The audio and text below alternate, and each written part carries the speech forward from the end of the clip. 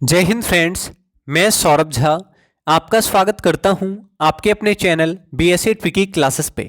आज हम लोग रेलवे ग्रुप डी और रेलवे एनटीपीसी सीबीटी 2 के एग्जाम को ध्यान में रखते हुए रेलवे के एग्जाम में बार बार पूछे जाने वाले हिस्ट्री के मोस्ट इंपॉर्टेंट सवालों को देखेंगे। साथ ही साथ इन सवालों से जुड़े संभावित प्रश्नों को डिस्कस करेंगे जो आपके एग्जाम में पूछे जा सकते हैं।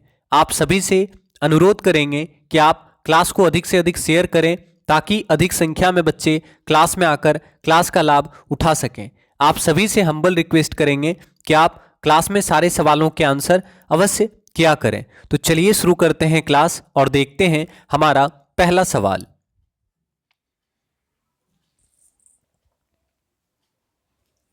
आंसर करेंगे, निम्नलिखित में से किस स्थान पर मानव के साथ कुत्ते को दफनाए जाने का साक्ष्य मिला है?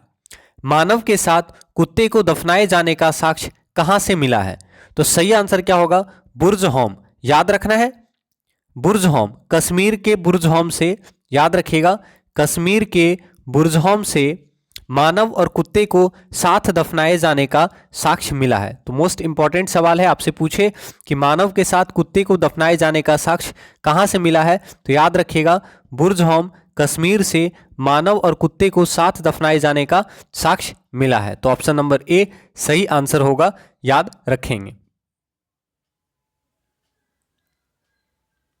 अगला सवाल, गर्त आवास के साक्ष्य प्राप्त हुए हैं। आंसर करेंगे, गर्त आवास का साक्ष्य कहां से प्राप्त हुआ है? आपको याद रखना है नवपाषाण कालीन स्थल बुर्जहोम सही आंसर होगा। तो याद रखना है नवपाषाण कालीन स्थल है, ठीक है, बुर्जहोम, जो कि कहां पे है? तो कश्मीर में है। तो याद रखना है नवपाषाण कालीन स्थल है बुर्जहोम, ठीक है, नवपाषाण कालीन स्थल है बुर्जहोम। यहां से याद रखना है कि गर्त आवास का साक्ष्य प्राप्त हुआ है, ठीक है।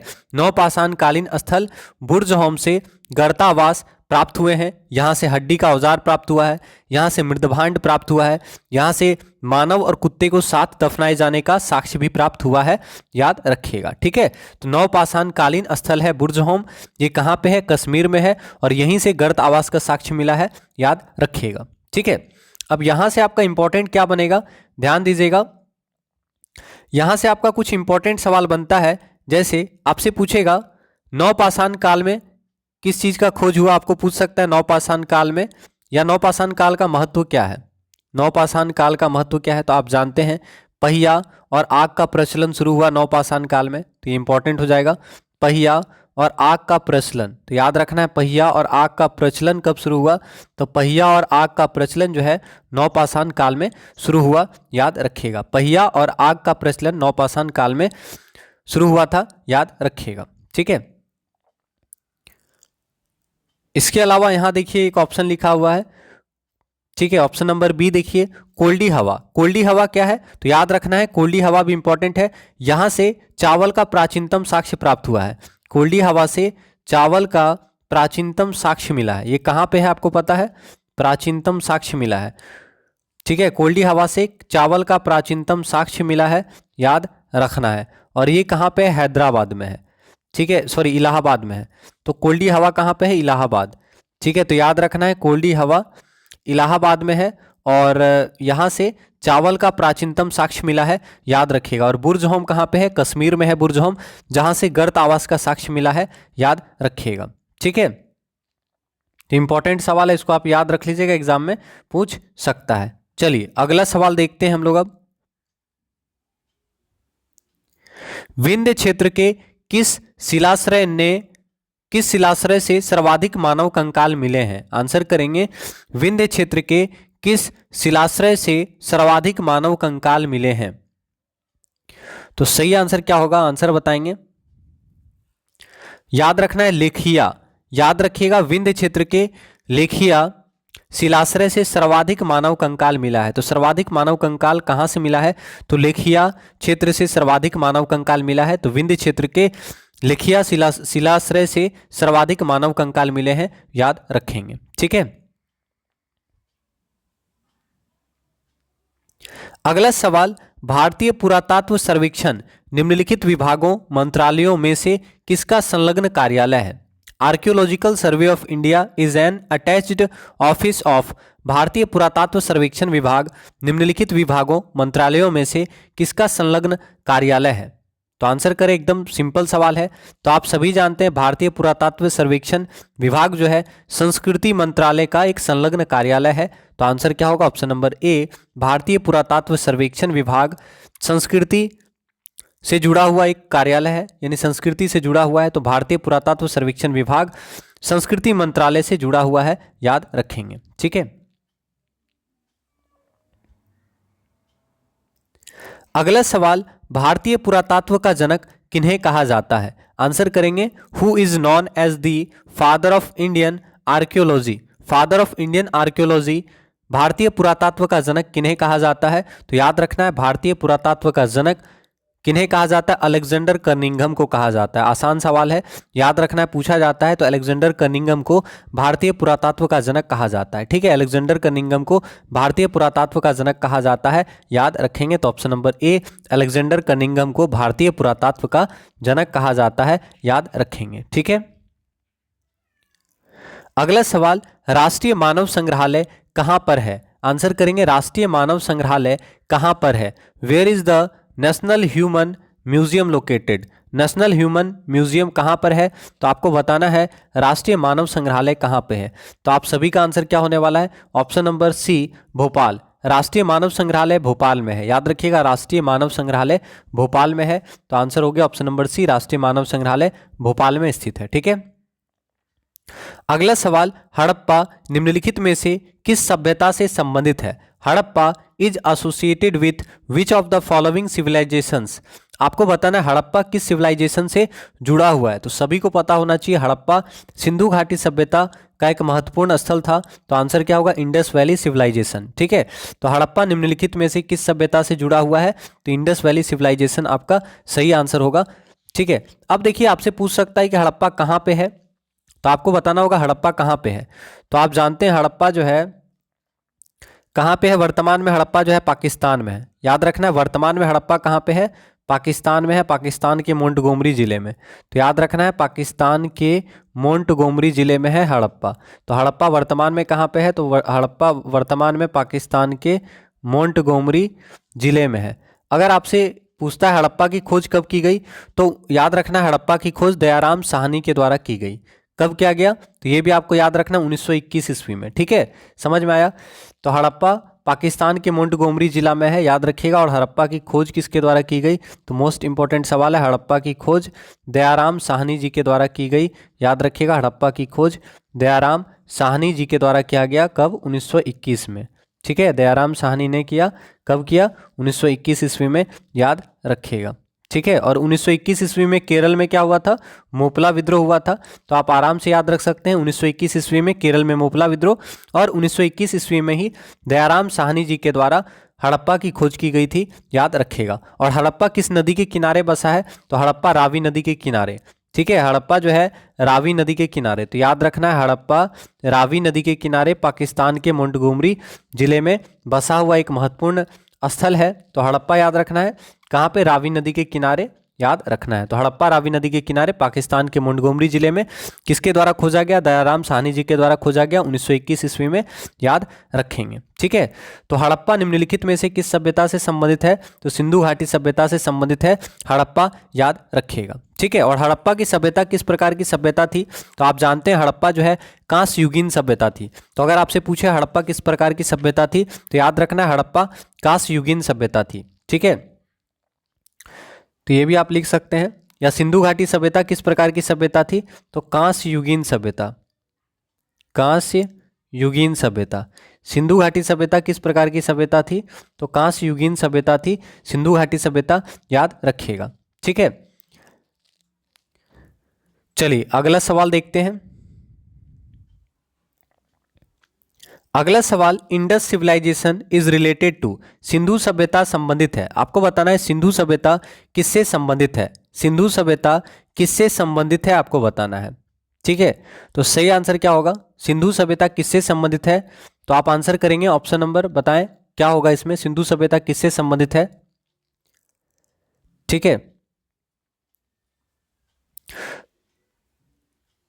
तो याद रखना है सिंधु सभ्यता किस प्रकार की सभ्यता है ये आपसे पूछ रहा है। ठीक है, तो सही सही आंसर करेंगे। ऑप्शन नंबर बी जो होगा सही आंसर होगा, आद्य ऐतिहासिक काल। याद रखना है सिंधु, जो भी बच्चे प्राग ऐतिहासिक कर रहे हैं गलत है। याद रखना है सिंधु घाटी सभ्यता किस प्रकार की सभ्यता है, तो आद्य ऐतिहासिक सभ्यता है। तो याद रखना है सिंधु सभ्यता आद्य ऐतिहासिक सभ्यता है। सिंधु सभ्यता किस प्रकार की सभ्यता है, तो सिंधु सभ्यता याद रखना है आद्य ऐतिहासिक सभ्यता है। ठीक है, तो आपका आंसर क्या हो गया, ऑप्शन नंबर बी आप याद रखिएगा। ठीक है, इसके अलावा यहां से आपको याद क्या रखना है, आपको याद रखना है सिंधु सभ्यता कांस्ययुगीन सभ्यता थी। ठीक है, और इसके अलावा आपको याद रखना है, अगर आपसे पूछता है कि सबसे अधिक आज़ादी के बाद सबसे अधिक हड़प्पा सभ्यता का जो स्थल है कहाँ से मिला है, तो याद रखना है स्वतंत्रता पश्चात हड़प्पा संस्कृति का सर्वाधिक स्थल जो है गुजरात से खोजा गया है। ठीक है, तो यहाँ पे आपका आंसर हो गया ऑप्शन नंबर बी, आप याद रखिएगा। चलिए अगला सवाल देखते हैं। सिंधु घाटी की सभ्यता गैर आर्य थी क्योंकि, आंसर कीजिएगा, सिंधु घाटी की सभ्यता गैर आर्य थी क्योंकि option number A it was an urban civilization, वह नगरीय सभ्यता थी। Option number B he had is own script, उसकी अपनी लिपि थी। Option number C it had an agricultural economy, उसकी खेतीहर अर्थव्यवस्था थी। Option number D it extended till Narmada valley, उसका विस्तार नर्मदा घाटी तक था। तो आपको बताना है सिंधु घाटी की सभ्यता जो थी गैर आर्य थी क्यों।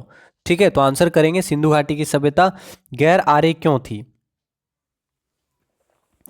तो बहुत सिंपल सा सवाल है, आंसर करेंगे, आंसर क्या होगा, तो सही आंसर होगा ऑप्शन नंबर ए, यह नगरीय सभ्यता थी। ठीक है, सिंधु घाटी की सभ्यता गैर आर्य थी क्योंकि सिंधु घाटी की सभ्यता जो थी वो नगरीय सभ्यता थी, याद रखिएगा।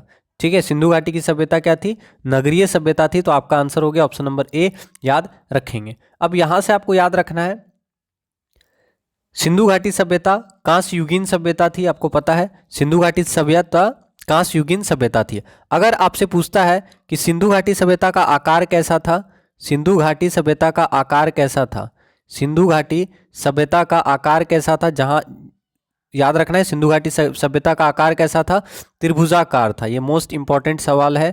सिंधु घाटी सभ्यता अपने त्रिभुजाकार स्वरूप के रूप में थी। तो आकार कैसा था, तो सिंधु घाटी सभ्यता का आकार त्रिभुजाकार था, याद रखना है। ठीक है, अगर आपसे पूछे सबसे पहले सैंधव सभ्यता का पता किसने लगाया, तो सबसे पहले सैंधव सभ्यता का पता चार्ल्स मैसन के द्वारा लगाया गया था। ठीक है, लेकिन 1921 ईस्वी में भारतीय पुरातात्विक सर्वेक्षण विभाग के तत्कालीन अध्यक्ष सर जॉन मार्शल के नेतृत्व में पुरातत्वविद दयाराम साहनी जी के उत्खनन पर सबसे पहले हड़प्पा का पता लगाया गया, याद रखेंगे। ठीक है, तो याद रखिएगा सिंधु घाटी सभ्यता त्रिभुजाकार आकार में है, ये आपको याद रखना है। इसके अलावा आपको पता होगा, अगर आपसे पूछेगा तो हड़प्पा की खोज 1921 दयाराम साहनी, याद रखिएगा। ठीक है, और अगर आपसे पूछे मोहनजोदड़ो का खोज, तो मोहनजोदड़ो का खोज कब किया गया, 1 साल के बाद यानी 1922 में। तो मोहनजोदड़ो की खोज अगर आपसे पूछे कब किया गया, तो याद रखना है मोहनजोदड़ो की खोज 1922 ईस्वी में की गई। कब किया गया, तो मोहनजोदड़ो की खोज 1922 ईस्वी में किया गया, याद रखिएगा, राखलदास बनर्जी के द्वारा। ठीक है, तो 1922 में राखलदास बनर्जी के द्वारा मोहनजोदड़ो की खोज की गई थी, याद रखिएगा। ठीक है, तो इस सवाल का आंसर क्या हो गया, सिंधु घाटी की सभ्यता गैर आर्य थी क्योंकि वह नगरीय सभ्यता थी, याद रखिएगा। ठीक है, जबकि आपको पता होगा वैदिक सभ्यता जो थी वो किस प्रकार की सभ्यता थी, वैदिक सभ्यता बताएंगे। वैदिक सभ्यता किस प्रकार की सभ्यता थी, कमेंट करें, वैदिक किस प्रकार की सभ्यता थी। आप जानते हैं वैदिक सभ्यता जो थी आर्यों की सभ्यता थी, याद रखिएगा, वैदिक आर्यों की सभ्यता थी, जबकि सैंधव सभ्यता नगरीय थी। वैदिक सभ्यता के लोगों को लोहा का ज्ञान था, जबकि सिंधु घाटी सभ्यता के लोगों को लोहा का ज्ञान नहीं था। सिंधु घाटी सभ्यता कांस्ययुगीन सभ्यता थी, याद रखिएगा। ठीक है, ऋग्वेदिक आर्यों का पालतू पशु घोड़ा था। ऋग्वेदिक आर्य हाथी और व्याघ्र से परिचित नहीं थे, ऐसा माना जाता है।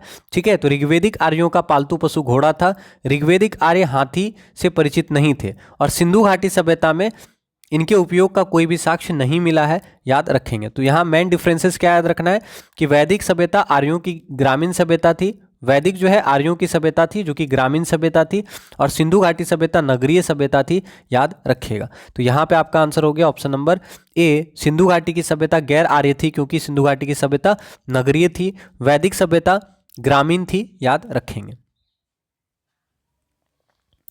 अगला सवाल, सिंधु घाटी सभ्यता को आर्यों से पूर्व की ओर रखे जाने का महत्वपूर्ण कारक है। तो आंसर करेंगे, the importance of keeping the Indus valley civilisation pre Aryan factor is. Sindhu घाटी सभ्यता को आर्यों से पूर्व की रखे जाने का महत्वपूर्ण कारक क्या है? मृद भांड। तो याद रखिएगा, सिंधु घाटी सभ्यता को आर्यों से पूर्व की रखे जाने का महत्वपूर्ण कारक क्या है? मृत भांड। तो आपका आंसर होगा ऑप्शन नंबर डी, पोट्री। याद रखिएगा, ठीक है। अब यहां से आपको कुछ इंपॉर्टेंट सवाल याद रखना है। जैसे आर्य से सवाल क्या क्या पूछता है, आपको पता होगा ऋग्वेदिक काल में ऋग्वेद, यजुर्वेद, सामवेद, अथर्ववेद, आप 4 वेद जानते हैं। वैदिक काल में 4 वेद था, ऋग्वेद, यजुर्वेद, सामवेद और अथर्ववेद। तो यहाँ से कुछ सवाल पूछता है, आपको बताना है वेद है, 4 वेद है और उनको पढ़ने वाले जो पुरोहित हुए उनको क्या कहा जाता है, ये सवाल पूछा जाता है एग्जाम में। तो अगर पता होगा तो आप देख लीजिए एक बार। आपसे पूछेगा ऋग्वेद, ऋग्वेद पढ़ने वाले पुरोहित को क्या कहा जाता था? ऋग्वेद पढ़ने वाले पुरोहित को क्या कहा जाता था? सामवेद पढ़ने वाले पुरोहित को क्या कहा जाता था? ठीक है, यजुर्वेद पढ़ने वाले पुरोहित को क्या कहा जाता था? और अथर्ववेद पढ़ने वाले पुरोहित को क्या कहा जाता था? तो ये 3 इंपॉर्टेंट है यहाँ पे। तो याद रखना है, ऋग्वेद पढ़ने वाले पुरोहित को होत्रु कहा गया। ठीक है, ऋग्वेद पढ़ने वाले पुरोहित को होत्रु कहा गया। सामवेद पढ़ने वाले पुरोहित को उद्गाता कहा गया। सामवेद पढ़ने वाले पुरोहित को उद्गाता कहा गया, याद रखिएगा। और यजुर्वेद पढ़ने वाले पुरोहित को अधर्व्यू कहा गया। ठीक है, यजुर्वेद पढ़ने वाले पुरोहित को अधर्व्यू कहा गया, याद रखिएगा। और लास्ट अथर्ववेद, अथर्ववेद पढ़ने वाले पुरोहित को ब्रह्म कहा गया। समझ में आया? तो ऋग्वेद पढ़ने वाले पुरोहित को होत्रु, सामवेद पढ़ने वाले पुरोहित को उद्गाता, यजुर्वेद पढ़ने वाले पुरोहित को अधर्व्यू कहा गया, अधर्व्यू कहा गया, याद रखिएगा। ठीक है, और अथर्ववेद पढ़ने वाले पुरोहित को ब्रह्म कहा गया, याद रखेंगे। तो ये चारों इंपॉर्टेंट है, लिख लीजिएगा। ऋग्वेद को पढ़ने वाले पुरोहित को होत्रु, सामवेद को पढ़ने वाले पुरोहित को उद्गाता, यजुर्वेद पढ़ने वाले पुरोहित को अधर्व्यू कहा जाता था। ठीक है, अगला सवाल, सिंधु घाटी सभ्यता वैदिक सभ्यता से भिन्न थी। तो आंसर करेंगे, सिंधु घाटी सभ्यता वैदिक सभ्यता से किस प्रकार भिन्न था? Option number A, it had facilities for developed urban life. इसके पास विकसित शहरी जीवन की सुविधाएं थी। ऑप्शन नंबर बी, इसके पास चित्रलेखीय लिपि थी। ऑप्शन नंबर सी, इसके पास लोहे और रक्षा शास्त्रों के ज्ञान का अभाव था। ऑप्शन नंबर डी, उपयुक्त सभी। तो आंसर करेंगे, सिंधु घाटी सभ्यता जो है वैदिक सभ्यता से अलग था। तो क्यों अलग था? पहला ऑप्शन भी सही है, क्योंकि सिंधु घाटी सभ्यता का जो विकास था वो क्या था? शहरी जीवन का सुविधा था। ठीक है, सिंधु घाटी सभ्यता जो था शहरी था, नगरीय था, जबकि वैदिक सभ्यता जो था वो ग्रामीण था। तो पहला सही है। दूसरा, सिंधु घाटी सभ्यता का जो लिपि था वो क्या था? चित्रलेखीय लिपि था। तो सिंधु घाटी सभ्यता की लिपि अगर आपसे पूछेगा तो याद रखना है, सिंधु घाटी सभ्यता की लिपि क्या थी? तो याद रखिएगा, चित्रलेखीय लिपि थी सिंधु घाटी सभ्यता की। ठीक है, यानी चित्रात्मक लिपि थी, जिसे पिक्टोग्राफ भी कहा जाता है। और ये कैसे लिखा जाता था? तो दाईं ओर से बाईं ओर लिखी जाती थी। तो याद रखिएगा, हड़प्पा काल की लिपि पिक्टोग्राफ अर्थात चित्रात्मक थी, जो दाईं ओर से बाईं ओर लिखी जाती थी। इस पद्धति को बुस्टोफेडन कहा जाता है। इस पद्धति को बुस्टोफेडन भी कहा जाता है, याद रखेंगे। और सिंधु घाटी सभ्यता के लोगों को लोहे का ज्ञान नहीं था। तो यहाँ पे ऑप्शन नंबर डी होगा सही आंसर, क्योंकि ये सही है चारों स्टेटमेंट। ठीक है, तो याद रखना है, सिंधु घाटी सभ्यता वैदिक सभ्यता से अलग था। उसका मुख्य कारण था कि सिंधु घाटी सभ्यता नगरीय सभ्यता था, सिंधु घाटी सभ्यता चित्रलेखीय सभ्यता था, और सिंधु घाटी सभ्यता के लोगों को लोहा का ज्ञान नहीं था। तो आपका आंसर हो गया ऑप्शन नंबर डी, याद रखेंगे। ठीक है, समझ में आया? तो क्लास को एक बार आप लोग शेयर कर दीजिए। अब वैदिक सभ्यता के बारे में थोड़ा सा आपको याद रखना है। यहाँ से पूछता है वैदिक सभ्यता से कुछ इंपॉर्टेंट सवाल। कुछ नदी है जिसका पुराना नाम और नया नाम बहुत पूछता है वैदिक सभ्यता में। ठीक है, पुराना नाम, नया नाम। तो आपको बताना है परुस्नी का नया नाम क्या है? परुस्नी नदी का नया नाम क्या है, बताएंगे? परुस्नी नदी का नया नाम क्या है? तो फटाफट आंसर करेंगे, परुस्नी नदी का नया नाम क्या है? परुस्नी नदी का नया नाम क्या है? तो याद रखना है रावी। परुस्नी नदी का नया नाम है रावी, याद रखना है। अगर आपसे पूछे अस्कनी, अस्कनी नदी का नया नाम क्या है? पुराना नाम अस्कनी था, नया नाम क्या है? अस्कनी नदी का नया नाम है चिनाब या चेनाब। ठीक है, तो अस्कनी नदी का नया नाम क्या है? चिनाब, याद रखिएगा। अगर आपसे पूछे शतुद्री, शतुद्री किसका पुराना नाम है? तो सतलज, सतलज का पुराना नाम था शतुद्री। समझ में आया? इंपॉर्टेंट है, सतलज का पुराना नाम था शतुद्री, याद रखिएगा। विपाशा, विपाशा किस नदी का पुराना नाम है? तो याद रखना है विपाशा जो है व्यास का पुराना नाम है। तो व्यास जो है अभी बोलते हैं हम लोग, तो व्यास आधुनिक नाम है। तो याद रखिएगा व्यास नदी का पुराना नाम विपाशा। सतलज नदी का पुराना नाम शतुद्री। चिनाब नदी का पुराना नाम अस्कनी। रावी नदी का पुराना नाम परूसनी, याद रखिएगा। इसके अलावा और यहाँ पे कुछ इंपॉर्टेंट नाम है वो आप याद रखिए, जो एग्जाम में पूछा जाता है। प्राचीन नाम और नया नाम पूछेगा आपसे एग्जाम में, ठीक है, तो इसको आप याद रखिएगा। जैसे आपसे पूछेगा गोमती, तो गोमती का नया नाम क्या है? गोमल। गोमती नदी का नया नाम क्या है? गोमल, याद रखिएगा, गोमल। सिंधु नदी को आप जानते हैं, सिंधु नदी को इंडस कहा जाता है वर्तमान में, ठीक है, तो सिंधु पुराना नाम था, नया नाम इंडस है, याद रखिएगा। वितस्ता बहुत ज़्यादा पूछा जाता है, ठीक है, कि वितस्ता किस नदी का नाम था? वितस्ता। तो याद रखना है झेलम नदी का पुराना नाम था वितस्ता। समझ में आया? झेलम नदी का ये पुराना नाम क्या था? वितस्ता। तो याद रखिएगा झेलम नदी का पुराना नाम था वितस्ता, ठीक है, तो इस चीज़ को आप याद रख लीजिएगा। तो इस क्वेश्चन का आंसर आपको समझ में आ गया कि सिंधु घाटी सभ्यता और वैदिक सभ्यता में क्या क्या अंतर था। तो यहाँ पे तीनों स्टेटमेंट सही है, तो ऑप्शन नंबर डी जो होगा आपका सही आंसर होगा, याद रखेंगे, ठीक है। अगला सवाल, हड़प्पा संस्कृति की जानकारी का प्रमुख स्रोत क्या है? The main source of information on Harappan culture is. Harappa सभ्यता की जानकारी का प्रमुख स्रोत क्या है? तो याद रखना है सही आंसर क्या होगा?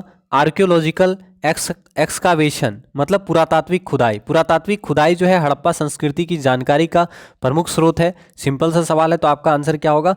Archaeological excavation. तो याद रखना है पुरातात्विक खुदाई। पुरातात्विक खुदाई के द्वारा हड़प्पा संस्कृति की जानकारी मिलती है। अब आपसे यहाँ से पूछ सकता है कि कौन सा हड़प्पा सभ्यता किस नदी के किनारे है, कहाँ पे है, किनके द्वारा खोजा गया, ये पूछता है बहुत ज़्यादा, तो इसको भी आप याद रखिएगा। तो इस सवाल का आंसर क्या हो गया? हड़प्पा संस्कृति की जानकारी का प्रमुख स्रोत क्या है? पुरातात्विक खुदाई, याद रखेंगे।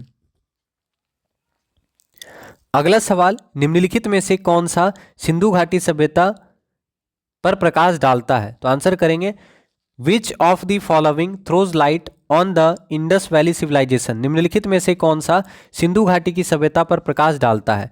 तो आंसर करेंगे इनमें से कौन सा सिंधु घाटी की सभ्यता पर प्रकाश डालता है? तो सही आंसर क्या होगा? पुरातात्विक जो खुदाई है, ठीक है, ये सिंधु घाटी सभ्यता पर प्रकाश डालता है। तो आपका आंसर क्या हो जाएगा? ऑप्शन नंबर बी याद रखना है, ठीक है। सिंधु घाटी सभ्यता पर प्रकाश डालता है पुरातात्विक संबंधी खुदाई, याद रखेंगे, ठीक है। तो याद रखना है कि सिंधु घाटी सभ्यता एक नगरीय सभ्यता थी जिसका ज्ञान इसके पुरातात्विक अवशेषों और अनुसंधानों से होता है। इसकी सबसे बड़ी विशेषता थी पर्यावरण के अनुकूल इसका अद्भुत नगर नियोजन और जल निकासी परियोजना। यहाँ पर जो सड़क होता था वो एक दूसरे को समकोण पर काटती थी, याद रखिएगा, ठीक है। अब जो इंपॉर्टेंट सवाल है, ये मोस्ट इंपॉर्टेंट सवाल है, पूछता है एग्जाम में कि सिंधु घाटी सभ्यता का सबसे पूर्वी स्थल कौन सा है, सबसे दक्षिणी स्थल कौन सा है, सबसे उत्तरी स्थल कौन सा है? ये सबसे नॉर्थ में है, ठीक है।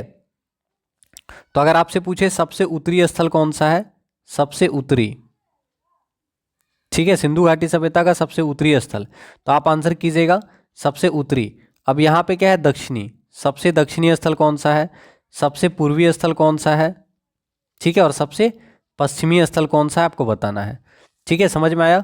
सबसे पश्चिमी स्थल कौन सा है, सबसे उत्तरी, सबसे दक्षिणी स्थल कौन सा है? जगह कम है इसलिए शॉर्ट में थोड़ा लिखे हैं।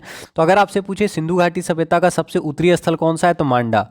याद रखना है सिंधु घाटी सभ्यता का सबसे उत्तरी स्थल है मांडा, जो कि जम्मू कश्मीर में है। सिंधु घाटी सभ्यता की सबसे उत्तरी सीमा कहाँ पे है?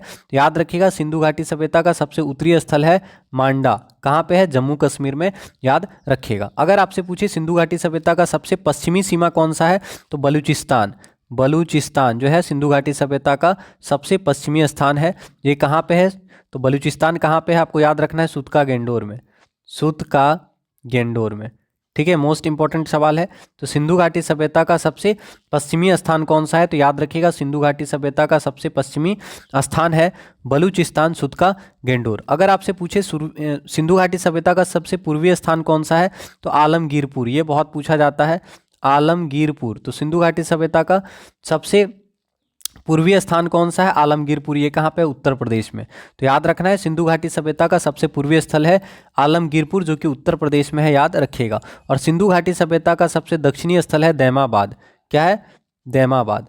कहाँ पे है? महाराष्ट्र में, ठीक है, तो सिंधु घाटी सभ्यता का सबसे दक्षिणी स्थल है दैमाबाद, याद रखिएगा। ठीक है, फिर से बता रहे हैं, सिंधु घाटी सभ्यता का सबसे उत्तरी स्थल मांडा जम्मू कश्मीर, सिंधु घाटी सभ्यता का सबसे दक्षिणी स्थल दैमाबाद महाराष्ट्र में है, सिंधु घाटी सभ्यता का सबसे पूर्वी स्थान आलमगीरपुर उत्तर प्रदेश, सिंधु घाटी सभ्यता का सबसे पश्चिमी स्थल बलूचिस्तान सुतका गेंडोर, याद रखिएगा। ठीक है, तो ये इंपॉर्टेंट है, पूछ सकता है। तो इस सवाल का आंसर क्या हो गया, सिंधु घाटी की सभ्यता पर प्रकाश डालता है कौन, तो पुरातत्व संबंधी खुदाई, याद रखेंगे। अगला सवाल, भारत में चांदी की उपलब्धता के प्राचीनतम साक्ष्य मिलते हैं। आंसर करेंगे, भारत में चांदी की उपलब्धता के प्राचीनतम साक्ष्य कहाँ से मिलते हैं। The earliest evidence of silver availability in India is found in. Bharat में चांदी की उपलब्धता का प्राचीनतम साक्ष्य कहाँ से मिलता है, तो चांदी के आहत सिक्कों में। तो आंसर क्या हो गया, भारत में चांदी की उपलब्धता के प्राचीनतम साक्ष्य चांदी के आहत सिक्कों के जरिए मिलता है। तो आपका आंसर हो गया ऑप्शन नंबर डी। समझ में आया, तो ये आपको याद रखना है कि भारत में चांदी की उपलब्धता का प्राचीनतम साक्ष्य चांदी के आहत सिक्कों से मिलते हैं। अब यहाँ पे आपसे पूछ सकता है कि हड़प्पा काल में कौन कौन सा ऐसा स्थान था जो कि चांदी के लिए फेमस था, तांबा के लिए फेमस था। ठीक है, तांबा के लिए कौन कौन सा जगह फेमस था हड़प्पा काल में, तो आपको याद रखना है खेतड़ी। तो खेतड़ी तो आज भी फेमस है, तांबा के लिए आपको पता होगा, खेतड़ी राजस्थान में है। तो खेतड़ी याद रखना है, तांबा के लिए हड़प्पा काल में भी बहुत ज़्यादा फेमस हुआ करता था। इसके अलावा याद रखना है चांदी के लिए कौन सा स्थान था जो बहुत ज़्यादा इंपॉर्टेंट हड़प्पा काल में था, तो चांदी के लिए अफगानिस्तान और ईरान। चांदी के लिए अफगानिस्तान और ईरान आयातित वस्तु है चांदी। ठीक है, तो चांदी कहाँ से आयातित वस्तु था, अफगानिस्तान और ईरान, आपको याद रखना है। ठीक है, समझ में आया। और चांदी खेतड़ी से आता था, चांदी याद रखिएगा। ठीक है, तो समझ में आ गया, भारत में चांदी की उपलब्धता के प्राचीनतम साक्ष्य चांदी के आहत सिक्कों के जरिए मिलते हैं। तो ऑप्शन नंबर डी याद रखेंगे। अगला सवाल, हड़प्पा में मिट्टी के बर्तनों पर सामान्यतः किस रंग का उपयोग हुआ था। आंसर करेंगे, हड़प्पा में मिट्टी के बर्तनों पर सामान्यतः किस रंग का उपयोग हुआ था। What colour was commonly used on pottery in Harappa. Harappa में किस कलर के बर्तनों का उपयोग हुआ था, आपको बताना है। ठीक है, तो सही आंसर क्या होने वाला है, लाल, याद रखना है। ऑप्शन नंबर ए जो होगा आपका सही आंसर होगा। ठीक है, तो याद रखना है, हड़प्पा में मिट्टी के बर्तनों पर सामान्यतः लाल रंग का उपयोग हुआ था। हड़प्पा में मिट्टी के बर्तनों पर सामान्यतः लाल रंग का उपयोग हुआ था, याद रखेंगे। ठीक है, तो आंसर ऑप्शन नंबर ए याद रखिएगा।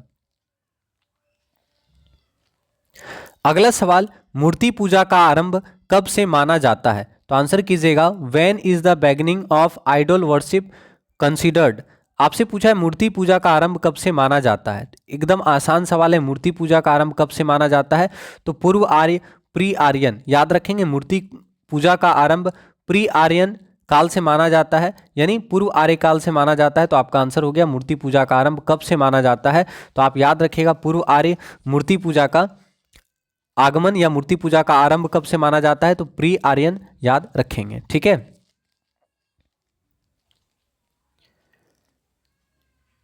अगला सवाल, निम्नलिखित पशुओं में से किस एक का हड़प्पा संस्कृति में पाई मुहरों और टेरिकोटा कलाकृतियों में निरूपण नहीं हुआ था।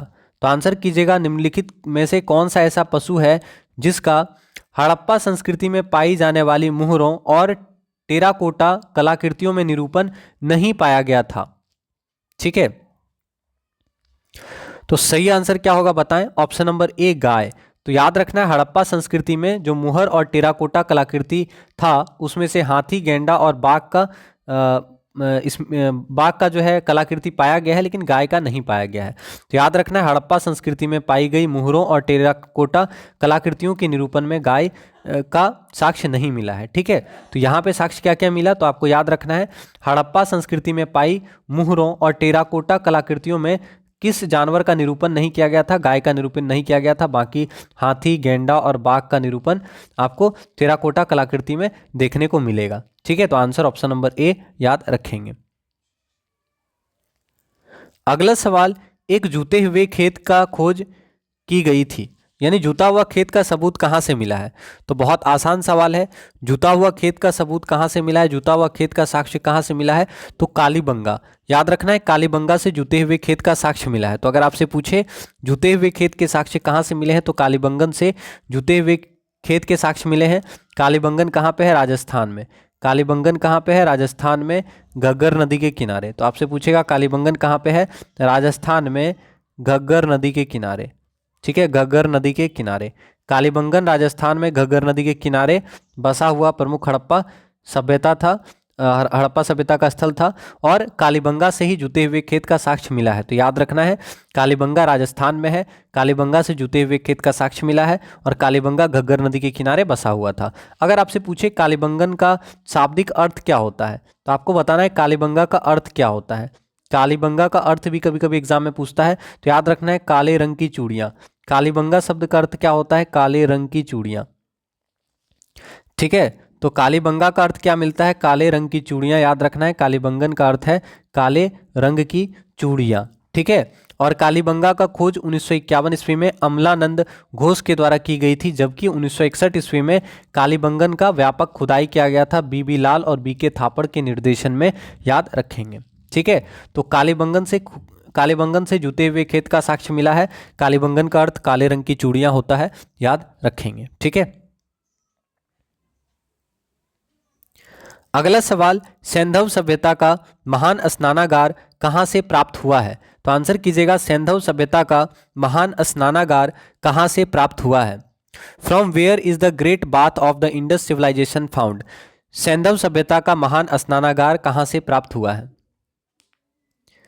ठीक है, सभी को पता होगा, मोहनजोदड़ो सही आंसर होगा। तो ऑप्शन नंबर ए याद रखना है, मोहनजोदड़ो। ठीक है, सैंधव सभ्यता का महान स्नानागार कहाँ से प्राप्त हुआ है? मोहनजोदड़ो से। इसके अलावा आप जानते हैं कांसे की नर्तकी की मूर्ति कहाँ से मिली है? तो कांसे की नर्तकी की मूर्ति भी मोहनजोदड़ो से मिली है। तो याद रखना, अगर आपसे पूछे कांसे की नर्तकी की मूर्ति, कांसे की नर्तकी की मूर्ति मोहनजोदड़ो से मिली है। महान स्नानागार कहाँ से मिला है? महान स्नानागार मोहनजोदड़ो से मिला है। याद रखेंगे।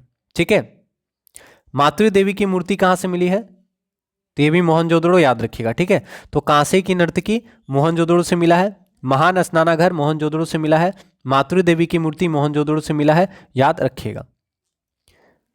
अगर आपसे पूछे सबसे बड़ी ईंट का साक्ष्य कहाँ से मिला है, तो ये भी याद रखना है, सबसे बड़ी ईंट का साक्ष्य भी मोहनजोदड़ो से मिला है। ठीक है, सबसे बड़ी ईंट का साक्ष्य, तो अगर आपसे पूछे सबसे बड़ी ईंट का साक्ष्य कहाँ से मिला है? मोहनजोदड़ो से सबसे बड़ी ईंट का साक्ष्य मिला है। ठीक है, सबसे बड़ी ईंट का साक्ष्य मोहनजोदड़ो से मिला है। महान स्नानागार मोहनजोदड़ो से मिला है, मातृ देवी की मूर्ति मोहनजोदड़ो से मिला है, कांसे की नर्तकी की मूर्ति मोहनजोदड़ो से मिली है। याद रखिएगा। अगर आपसे पूछे हड़प्पा से क्या क्या मिला है, तो हड़प्पा से आपको याद रखना है, हड़प्पा से क्या मिला है? सीपी का पैमाना। अगर आपसे पूछे सीपी का पैमाना कहाँ से मिला है, तो हड़प्पा से सीपी का पैमाना मिला है। याद रखना, हड़प्पा से सीपी का पैमाना मिला है। अगर आपसे पूछे लोथल, तो लोथल तो बहुत इंपॉर्टेंट है, लोथल बंदरगाह था, आपको पता होगा।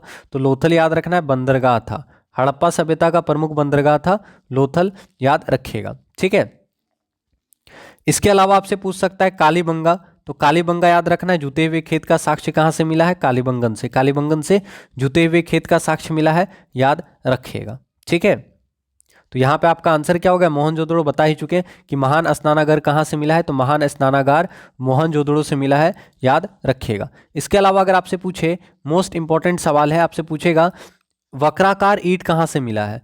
वक्राकार ईंट कहाँ से मिला है? तो ये आपको याद रखना है, चान्हू दड़ो। चान्हू दड़ो से क्या मिला था? वक्राकार ईंट। ये बहुत पूछा जाता है, तो चान्हू दड़ो याद रखना है, चान्हू दड़ो से वक्राकार ईंट। वक्राकार ईंट कहाँ से मिला है? चान्हू दड़ो से मिला है वक्राकार ईंट। याद रखिएगा। अगर आपसे पूछे घोड़े की अस्थियां कहाँ से मिली है, घोड़े की अस्थियां कहाँ से मिली है, तो याद रखना है, घोड़े की अस्थियां सुरकोटदा से मिली है। घोड़ा का अस्थि कहाँ से मिला है, तो याद रखना है, घोड़े की अस्थियां सुरकोटदा से मिली है। सुरकोटदा, समझ में आया? तो याद रखना है, सुरकोटदा से घोड़े की अस्थियां मिली है। ठीक है, सुरकोटदा से घोड़े की अस्थियां मिली है। याद रखिएगा। अगर आपसे पूछे हल की आकृति वाला मिट्टी का बर्तन, हल की आकृति वाले मिट्टी के बर्तन कहाँ से मिला है, तो आपको बताना है हल की आकृति वाले मिट्टी के बर्तन कहाँ से मिले हैं। तो हल की आकृति वाले मिट्टी के बर्तन, ठीक है, या मिट्टी के खिलौने बोल सकते हैं, बर्तन नहीं, खिलौने बोलेंगे। तो हल्की आकृति वाले मिट्टी के खिलौने कहाँ से मिले हैं? तो बनावली। ठीक है, तो ये आपको याद रखना है, हल्की आकृति वाले मिट्टी के खिलौने बनावाली से मिले हैं। ठीक है, तो इंपॉर्टेंट है, इतना आप यहाँ से याद रखिएगा। घोड़े की अस्थियां सुरकोटदा से, हल्की आकृति वाले मिट्टी के खिलौने बनावली से, जुते हुए साक्ष्य, जुते हुए खेत का साक्ष्य कालीबंगन से मिला है, याद रखिएगा। ठीक है, तो यहाँ सवाल क्या था? सैंधव सभ्यता का महान स्नानागार कहाँ से प्राप्त हुआ? मोहनजोदड़ो से, याद रखेंगे। तो आप सभी से हम्बल रिक्वेस्ट है, क्लास को एक बार आप लोग शेयर कर दीजिए ताकि और भी बच्चे क्लास में आ सकें और क्लास का लाभ उठा सकें। ठीक है, चलिए अगला सवाल देखते हैं। विशाल स्नानागार किस पुरातत्व स्थल से पाया गया था? आंसर करेंगे, विशाल स्नानागार किस पुरातत्व स्थल से पाया गया था? तो आंसर करेंगे, विशाल स्नानागार किस पुरातत्व स्थल से पाया गया था? ठीक है, तो आंसर करेंगे, तो विशाल स्नानागार कहाँ से पाया गया? तो मोहनजोदड़ो सही आंसर होगा। तो विशाल स्नानागार कहाँ से पाया गया? तो याद रखना है, विशाल स्नानागार मोहनजोदड़ो से पाया गया। ठीक है, तो आपका आंसर क्या हो गया? ऑप्शन नंबर सी, याद रखिएगा। ठीक है, अच्छा, मोहनजोदड़ो के बारे में सवाल पूछेगा कि मोहनजोदड़ो कहाँ पे है? ठीक है, तो याद रखना है, मोहनजोदड़ो जो है पाकिस्तान में है। कहाँ पे? सिंध प्रांत, पाकिस्तान के लरकाना जिला में। तो याद रखना है कहाँ पे है? तो पाकिस्तान के सिंध प्रांत के लरकाना जिला में है मोहनजोदड़ो, और मोहनजोदड़ो सिंधु नदी के किनारे बसा है। तो मोहनजोदड़ो सिंधु नदी के किनारे है। आप जानते हैं सिंधु नदी पाकिस्तान की सबसे लंबी नदी है। तो याद रखना है कि सिंधु नदी पाकिस्तान की सबसे लंबी नदी है। पाकिस्तान को नहरों का देश कहा जाता है। ठीक है, और मोहनजोदड़ो कहाँ पे है? तो मोहनजोदड़ो पाकिस्तान के सिंध प्रांत के लरकाना जिला में है, याद रखिएगा। और अगर आपसे पूछे मोहनजोदड़ो का खोज किसने किया? तो 1922 ईस्वी में मोहनजोदड़ो का खोज किया गया। तो अगर आपसे पूछे मोहनजोदड़ो की खोज कब की गई? तो 1922 ईस्वी में मोहनजोदड़ो की खोज की गई थी राखल दास बनर्जी के द्वारा। तो याद रखना है, राखल दास बनर्जी। मोहनजोदड़ो की खोज 1922 ईस्वी में राखल दास बनर्जी के द्वारा की गई थी, याद रखिएगा। ठीक है, तो विशाल स्नानागार कहाँ से मिला है? तो विशाल स्नानागार मोहनजोदड़ो से मिला है, याद रखिएगा। ठीक है, और आपको पता होगा कि मोहनजोदड़ो का सिंधी भाषा में अर्थ क्या है? मृतकों का टीला। तो अगर आपसे पूछे मोहनजोदड़ो का अर्थ क्या है? मृतकों का टीला, याद रखिएगा। ठीक है, चलिए अगला सवाल देखते हैं। सिंधु सभ्यता के बारे में निम्न में से कौन सा कथन असत्य है? तो आंसर कीजिएगा, सिंधु सभ्यता के बारे में कौन सा स्टेटमेंट गलत है? Which of the following statements about the Indus civilization is false? Sindhu सभ्यता के बारे में कौन सा स्टेटमेंट गलत है? Option number A, there was a strong system of drains in the cities. नगरों में नालियों की सुदृढ़ व्यवस्था थी। तो ये तो सही बता रहा है कि सिंधु घाटी सभ्यता में क्या था? नगरों में जो था नालियों का व्यवस्था बहुत ही सुदृढ़ था, बहुत ही अच्छा था। ऑप्शन नंबर बी, व्यापार और वाणिज्य उन्नत दशा में था। ठीक है, व्यापार और वाणिज्य उन्नत दशा में था, ये भी बिल्कुल सही है। सिंधु घाटी सभ्यता में व्यापार और वाणिज्य उन्नत दशा में था। ऑप्शन नंबर सी, मातृ देवी की उपासना की जाती थी, बिल्कुल सही। मातृ देवी का पूजा किया जाता था, मातृ देवी का वर्शिप किया जाता था, ये भी सही है। लेकिन ऑप्शन नंबर डी गलत है कि लोग लोहे से परिचित थे। आपको पता होगा कि सिंधु घाटी सभ्यता के लोगों को लोहे का ज्ञान नहीं था। तो सही आंसर क्या होगा? ऑप्शन नंबर डी, सिंधु घाटी सभ्यता के लोगों को लोहे का ज्ञान नहीं था। तो आंसर होगा ऑप्शन नंबर डी, क्योंकि ये गलत स्टेटमेंट दिया हुआ है कि सिंधु घाटी सभ्यता के लोग लोहे से परिचित थे। तो ये गलत लिखा है, तो आपका आंसर हो गया ऑप्शन नंबर डी, याद रखेंगे। ठीक है, समझ में आया? तो इंपॉर्टेंट सवाल है, इसको आप याद रखिएगा। ठीक है, और आपको पता होगा यहां से और भी सवाल आपका बन सकता है, जैसे आपसे पूछ सकता है, ठीक है, आपसे पूछ सकता है सिंधु घाटी सभ्यता का कार्यकाल कब से कब तक था, मतलब काल कब से कब तक था। तो आपको याद रखना है सिंधु घाटी सभ्यता का काल। ठीक है, सिंधु घाटी सभ्यता का काल। ठीक है, सिंधु घाटी सभ्यता का काल कब से कब तक था? तो आपको याद रखना है 2500 ईसा पूर्व से। ठीक है, कार्बन डेटिंग विधि द्वारा जो पता किया गया उसमें सिंधु घाटी सभ्यता का काल जो है अनुमानित काल 2500 ईसा पूर्व से लेकर 1750 ईसा पूर्व तक। ठीक है, तो ये भी याद रखना है आपको। तो अगर आपसे पूछेगा कार्बन डेटिंग पद्धति के आधार पर सिंधु घाटी सभ्यता का जो टाइम पीरियड है वो कब से कब तक का है, तो 2500 ईसा पूर्व से लेकर 1750 ईसा पूर्व तक माना गया था। लेकिन हाल में हाल में शोध किया गया तो उससे पता चला है कि सिंधु घाटी सभ्यता लगभग 8000 साल पुराना है। समझ में आया? तो कार्बन डेटिंग विधि द्वारा पता किया गया कि हड़प्पा सभ्यता कितना साल पुराना है या सिंधु घाटी सभ्यता कितना साल पुराना है। तो याद रखिएगा, कार्बन डेटिंग विधि द्वारा पता किया गया था कि हड़प्पा सभ्यता 2500 ईसा पूर्व से लेकर 1750 ईसा पूर्व पुरानी है। लेकिन हाल में जो शोध हुआ है उससे पता चला है कि हड़प्पा सभ्यता लगभग 8000 साल पुरानी है। ठीक है, तो इस चीज को आप याद रखिएगा। चलिए अगला सवाल देखते हैं। हड़प्पा संस्कृति के स्थल एवं उनकी स्थिति संबंधी निम्नलिखित युग्मों में से कौन सा सही सुमेलित नहीं है।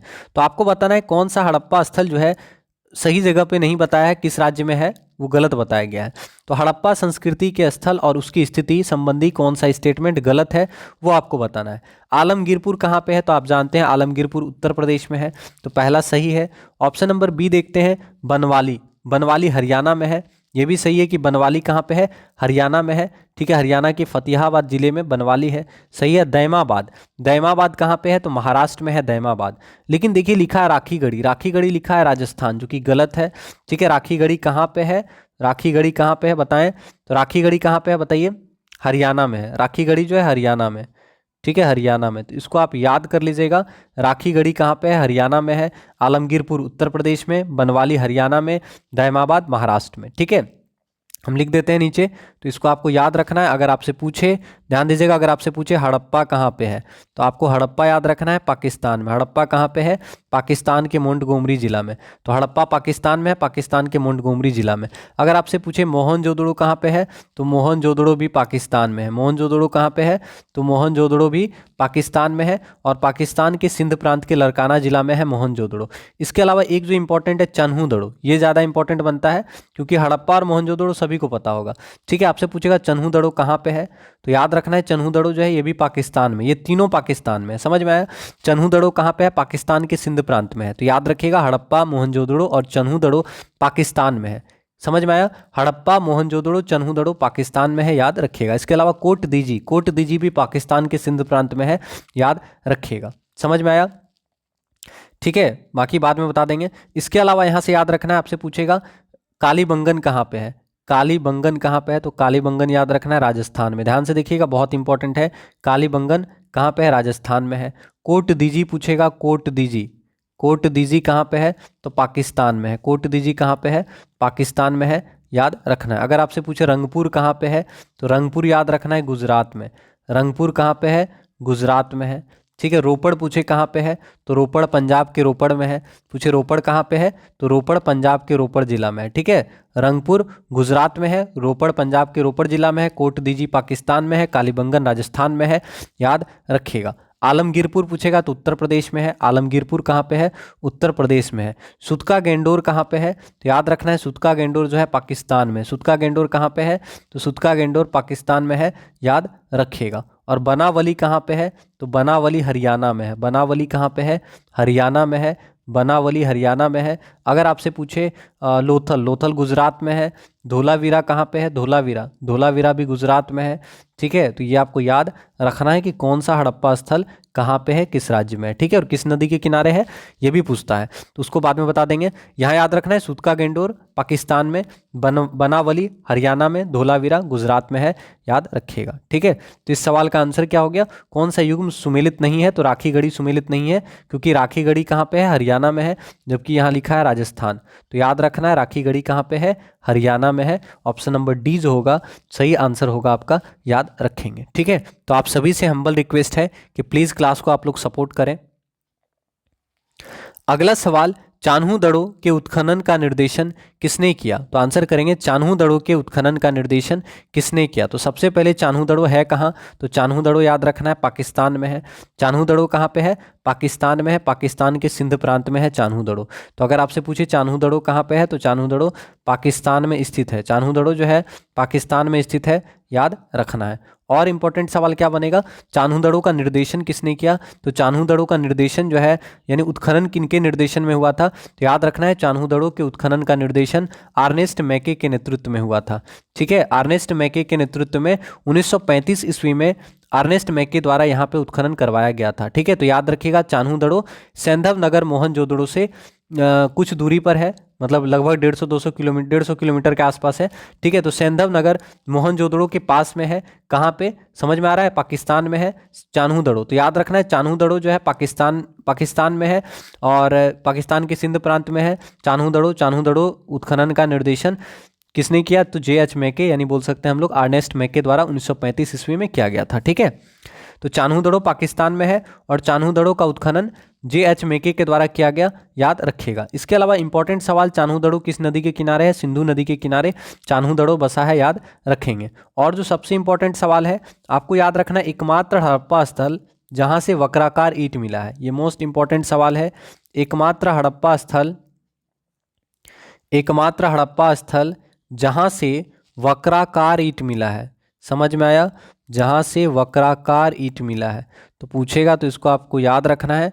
ठीक है, ईंट मिला है तो एकमात्र हड़प्पा स्थल जहां से वक्राकार ईंट मिला है, समझ में आया, चान्हू-दड़ो। कौन सा है वो, चान्हू-दड़ो। तो याद रखना है चान्हू-दड़ो एकमात्र हड़प्पा स्थल है जहां से वक्राकार ईंट मिला है। तो आपका आंसर हो गया ऑप्शन नंबर ए, याद रखेंगे। ठीक, अगला सवाल, सिंधु घाटी सभ्यता का कौन सा स्थान अब पाकिस्तान में है। ठीक है, which place of Indus valley civilization is now in Pakistan. तो इस तरह का सवाल बहुत ज़्यादा एग्जाम में पूछता है, सिंधु घाटी सभ्यता का कौन सा स्थान अब पाकिस्तान में है। तो आपको बता ही चुके हैं हम कि पाकिस्तान में कौन कौन सा स्थान है। ठीक है, तो पाकिस्तान में कौन कौन सा है, एक तो हड़प्पा है पाकिस्तान में। ठीक है, और कौन सा है, सिर्फ हड़प्पा यहाँ पे पाकिस्तान में देखने को मिल रहा है। और इसके अलावा आपको याद रखना है मोहनजोदड़ो। मोहनजोदड़ो कहाँ पे है, मोहनजोदड़ो पाकिस्तान में। तो याद रखना है हड़प्पा पाकिस्तान में है, मोहनजोदड़ो पाकिस्तान में है, चान्हू-दड़ो पाकिस्तान में है। चान्हू-दड़ो कहाँ पे है, चान्हू-दड़ो भी पाकिस्तान में है, याद रखिएगा। इसके अलावा एक और याद रखेंगे आप, सुतका गेंडोर। सुतका गेंडोर पूछेगा कहाँ पे है, सुतका गेंडोर भी याद रखना है पाकिस्तान में। समझ में आया, तो पूछेगा कौन कौन सा हड़प्पा स्थल पाकिस्तान में है, तो मोहनजोदड़ो। ठीक है, यहाँ पे गलती हो गया, थोड़ा सा माफ़ी चाहेंगे। ठीक है, मोहनजोदड़ो आप अच्छे से लिख लीजिएगा। पाकिस्तान में कौन कौन सा हड़प्पा स्थल है, तो एक तो याद रखना हड़प्पा, मोहनजोदड़ो, चान्हू-दड़ो, इसके अलावा सुतका गेंडोर याद रखेंगे। ठीक है, कोट दीजी भी याद रखिएगा, कोट दीजी भी पाकिस्तान में है। कोट दीजी कहाँ पे है, कोट दीजी। ठीक है, कोट दीजी हड़प्पा स्थल है, ये भी कहाँ पे है, पाकिस्तान में है। तो कोट दीजी, मोहनजोदड़ो, चान्हू-दड़ो, सुतका गेंडोर और हड़प्पा कहाँ पे है, पाकिस्तान में है, याद रखिएगा। इसके अलावा कालीबंगन कहाँ पे है, पढ़ चुके हैं, कालीबंगन कहाँ पे है, बताएं, कालीबंगन कहाँ पे है, राजस्थान में है। हड़प्पा पाकिस्तान में। लोथल कहाँ पे है, लोथल आप जानते हैं कि प्रमुख बंदरगाह था, और लोथल कहाँ पे है, गुजरात में है, याद रखिएगा। गुजरात के अहमदाबाद जिले में लोथल है। आलमगीरपुर कहाँ पे है, उत्तर प्रदेश में है आलमगीरपुर, याद रखिएगा। तो इस सवाल का आंसर क्या हो गया, ऑप्शन नंबर डी, याद रखेंगे। तो आप सभी से हम्बल रिक्वेस्ट है, क्लास को प्लीज़ एक बार लाइक कर दीजिएगा और पॉसिबल हो तो क्लास को एक बार शेयर कर दें। अगला सवाल, रंगपुर जहां हड़प्पा की समकालीन सभ्यता थी। ठीक है, तो रंगपुर जो है कहाँ पे बसा हुआ है आपको बताना है। Rangpur where the contemporary Harappan civilization was located is, यानी आपसे कुल मिला के पूछ रहा है रंगपुर जो कि एक हड़प्पा सभ्यता का प्रमुख स्थल था, ये कहाँ पे है। ठीक है, रंगपुर कहाँ पे है, तो आप जानते हैं रंगपुर कहाँ पे है, बताएंगे रंगपुर कहाँ पे है। याद रखना है रंगपुर जो है गुजरात में। तो गुजरात तो लिखा नहीं है, सौराष्ट्र लिखा है, तो सौराष्ट्र मतलब गुजरात, समझ में आया।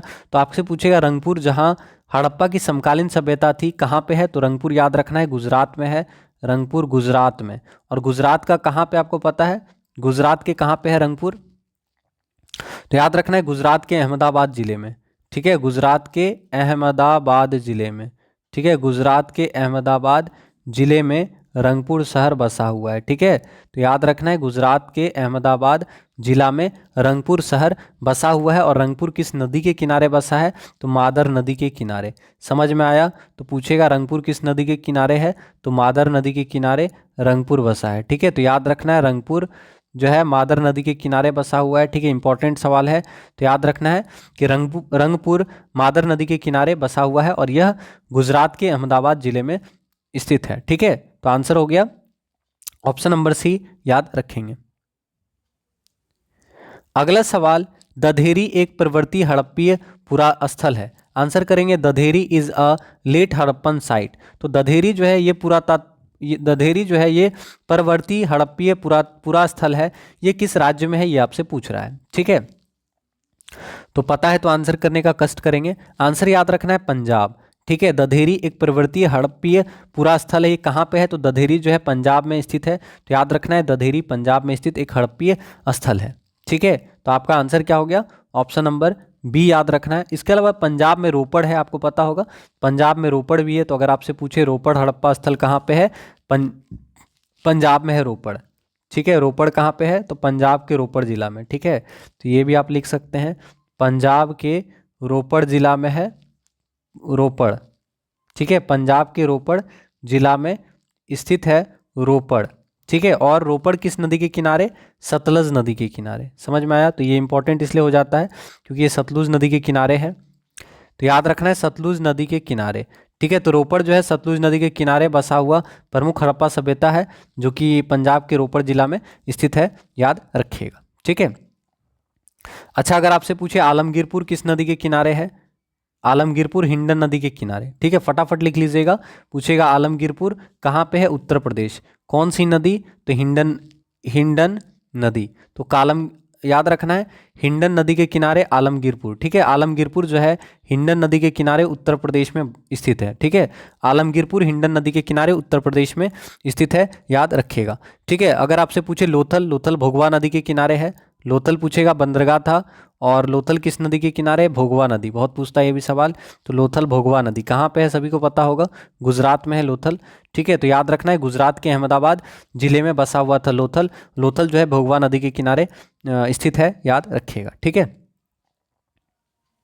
अगला सवाल, सिंधु सभ्यता का कौन सा स्थल भारत में स्थित है? Which place of Indus civilization is located in India? Sindhu सभ्यता का कौन सा स्थल भारत में है? ठीक है, तो आप जानते हैं हड़प्पा, मोहनजोदड़ो, ये जो दोनों है ये तो पाकिस्तान में है। हड़प्पा और मोहनजोदड़ो तो पाकिस्तान में है। लोथल कहाँ है? भारत में है। तो आपका आंसर होगा लोथल। लोथल जो है गुजरात के अहमदाबाद जिले में है। तो लोथल कहाँ पे है? भारत में है, याद रखिएगा। और लोथल किस नदी के किनारे है? तो लोथल भोगवा नदी के किनारे है। ठीक है, लोथल भोगवा नदी के किनारे है, तो याद रखना है लोथल भोगवा नदी के किनारे गुजरात में स्थित है।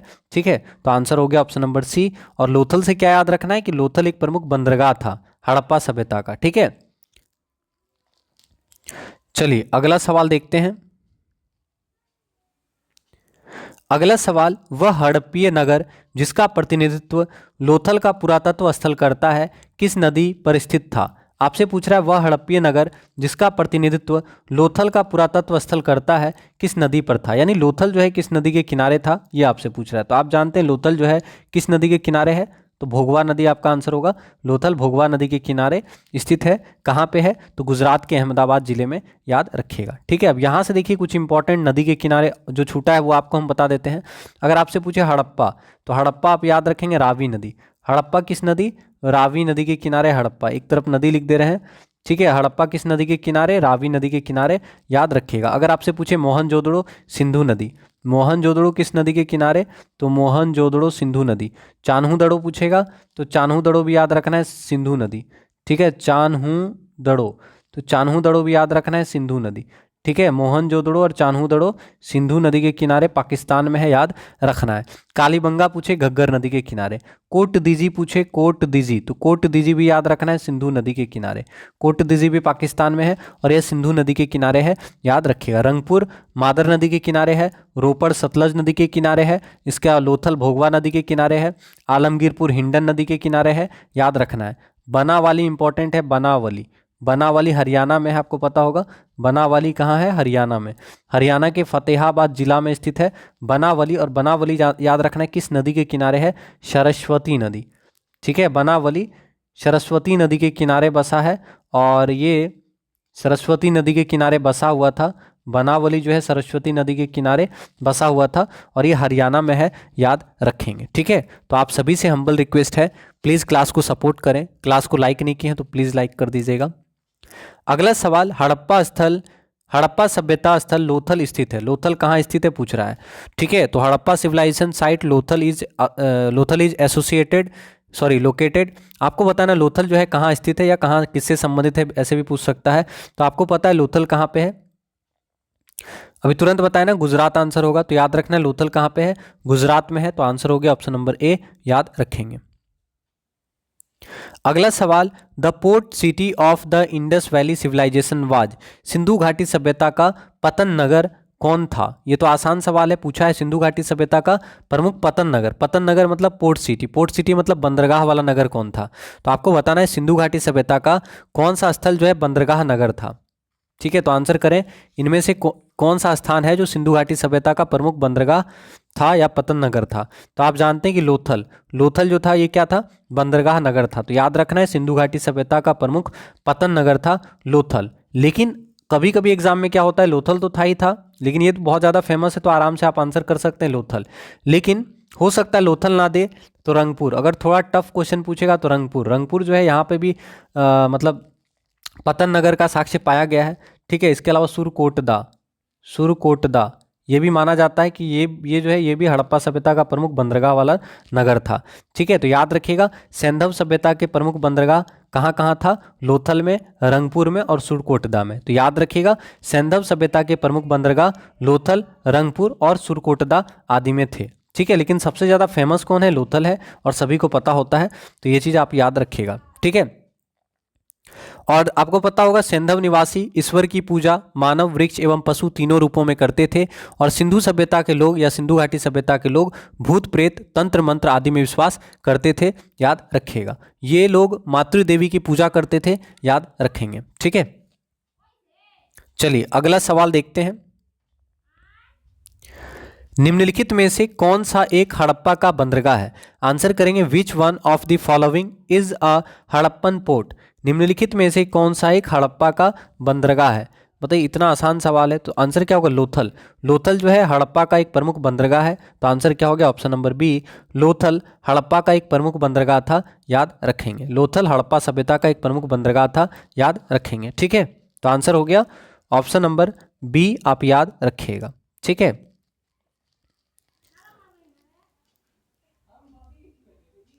अगला सवाल, निम्न में से किस हड़प्पा कालीन स्थल से हल का टेराकोटा प्राप्त हुआ? तो आंसर कीजिएगा कौन सा ऐसा हड़प्पा कालीन स्थल है जहां से हल का टेराकोटा प्राप्त हुआ है?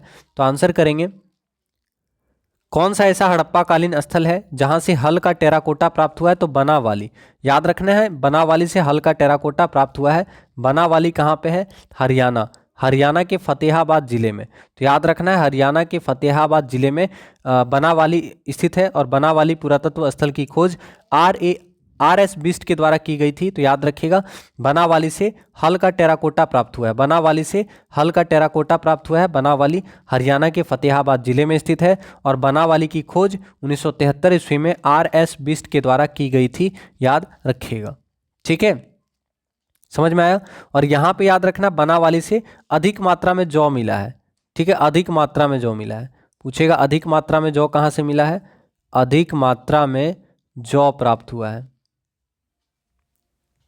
जौ मिला है। अधिक मात्रा में जौ कहाँ से प्राप्त हुआ है?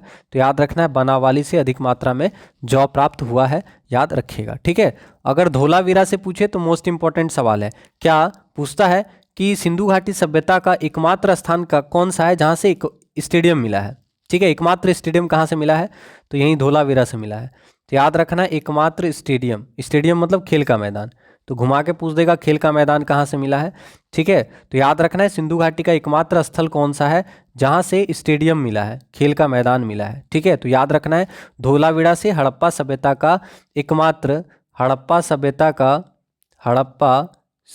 का ठीक है, ऐसे लिखना है हड़प्पा सभ्यता का एकमात्र स्टेडियम कहाँ से मिला है? तो याद रखना है हड़प्पा सभ्यता का एकमात्र स्टेडियम या खेल का मैदान धोलावीरा से मिला है। धोलावीरा गुजरात के कच्छ जिले में है। धोलावीरा कहाँ पे है? गुजरात के कच्छ जिला में है, याद रखेंगे। ठीक है, तो यहाँ पे आपका आंसर होगा निम्न में से किस हड़प्पा कालीन स्थल से हल का टेराकोटा प्राप्त हुआ है? तो आपका सही आंसर क्या होगा? ऑप्शन नंबर बी, बनावाली से, याद रखना है हल का टेराकोटा प्राप्त हुआ है। ठीक है,